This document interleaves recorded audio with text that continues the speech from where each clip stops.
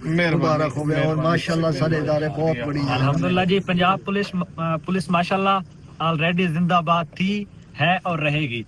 मेरे दिल में पहले भी बहुत ज़्यादा रिस्पेक्ट थी इदारों के लिए, पंजाब पुलिस के लिए। आप जो मेरे रेगुलर व्यूवर हैं तो आप लोगों को पता होगा, मेरे हर वीडियो में जो है ना, मैंने पंजाब पुलिस को या अपने इदारों को प्रमोट किया है, ठीक है, उनको अप्रिशिएट किया। अल्हम्दुलिल्लाह आज अगर मैं मुश्किल में था तो यकीन करें मेरे इदारों ने ही मुझे निकाला है, ठीक है, मेरी प्रॉब्लम से, मेरी इतनी बड़ी मुसीबत से, ठीक है। तो मैं गुजारिश करना चाहूँगा, जो लोग तनकीद करते हैं इदारों के ऊपर, अक्सर सोशल मीडिया पे देखते हैं, तो भाई सब्र का फल मीठा होता है, सब्र किया करें।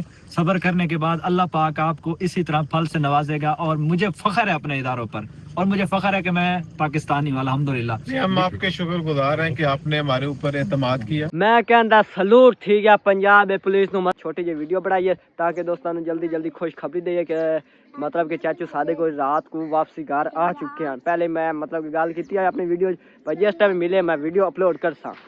अस्सलाम वालेकुम, कैसे हैं मेरे प्यारे व्यूअर? उम्मीद करता तुम सारे ठीक ठाक होंगे।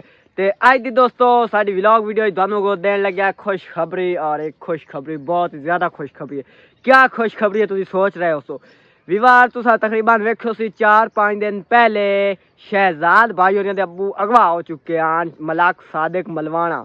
चाचू सादिक को तकरीबन 5 दिन पहले अगवा होए हैं, ते अल्हम्दुलिल्लाह वो वापसी रात को आ गए हैं, सिर्फ पंजाब पुलिस की वजह तो वीडियो पहले शुरू करें तो पहले जिस भाई ने कितना लाइक तो सब्सक्राइब वो बिल्कुल नहीं भूलना, कर दियो। ते तुसा वेख्यो सी मतलब कि मैं तो रात में वेख्या, मैं रात में वीडियो बनाऊंगा, मैं कहना यार सुबह बनावांगे। हुण सुबह का टाइम है, चेक कर लो सूरज मतलब कि हुण निकल आया है, चेक कर लो सुबह का माहौल है। वेखो मतलब कि त्रेल वगैरह खलोती उत्ते, ते सिर्फ वो लब्बे पंजाबी पुलिस की वजह तो। किस तरह? क्योंकि शहजाद भाई और आप लब्बन की कोशिश करते तो देर हो वजनी है, तो शायद चाचू सादिक का कोई नुकसान ही हो सकता है। तो पंजाबी पुलिस की वजह तो बहुत ही बहुत जल्दी वो मिले, सिर्फ पंजाबी पुलिस की वजह तो। अगर वो ना जाते ना तो शायद लब्बाने लेट हो सकती है, तो कोई चाचू सादे को नुकसान हो सकता है। मैं कहता सलूट ठीक है पंजाब पुलिस को, मतलब कि गुम चीज़ा हुई मैं बहुत वेखे, लेकिन पुलिस छानबीन कर दी, लेकिन आज ताई मैं इन्ना जल्दी नहीं वेखा, क्योंकि 50 दिनों के चाचू सादे को उन्हें लाभ दिता। अल्हम्दुलिल्लाह मैं बहुत बहुत उन्होंने शुक्रिया है, उन्होंने पता नहीं शुक्रिया अदा वेला मुंडा किस तरह अदा कर सकता, मैं तो ये नहीं सोचा नहीं, क्योंकि आवाम बहुत ही मतलब कि चोरी वगैरह होंगे, लेकिन आज तक इंज नहीं लभे जिन्हें उन्हें चाचू साधु जल्द मैं आंदा पुलिस वाले लाभ लिया। मैं आंदा पुलिस जिंदाबाद है कसमें। तो आज की व्यूअर आप करते हैं इतना ही वीडियो यार खत्म, क्योंकि मैं यार छोटी जी वीडियो बनाई है ताकि दोस्तों ने जल्दी जल्दी खुशखबरी दे कि मतलब कि चाचू सादे को रात को वापसी घर आ चुके हैं। पहले मैं मतलब गल की अपनी वीडियो पर, जिस टाइम मिले मैं वीडियो अपलोड कर सा। तो वीडियो दोस्तों व्यूअर तुहाडे घर आप अपलोड कर दी है भाई, ताकि साडे व्यूअर खुश हो चुके हैं, मतलब कि उन्होंने बिल्कुल तसल्ली हो जाए भाई वापसी चाचू सादे को आ चुके।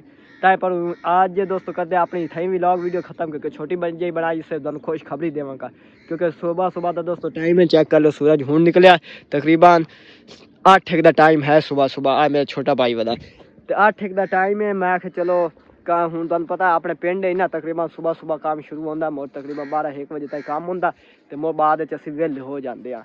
ये सुबह मतलब कि साड़ी रूटीन होती है। तब तक दोस्तों करता हूँ अल्लाह हाफिज़। साड़ी अगर आज की वीडियो अच्छी लगी हो जरूर करना, चैनल सब्सक्राइब वीडियो करना बिल्कुल लाइक, तो फिर इंशाल्लाह मिलता अगा नेक्स्ट व्लॉग है। तब तक दोस्तों करता हूँ अल्लाह हाफिज़। पंजाब पुलिस जिंदाबाद।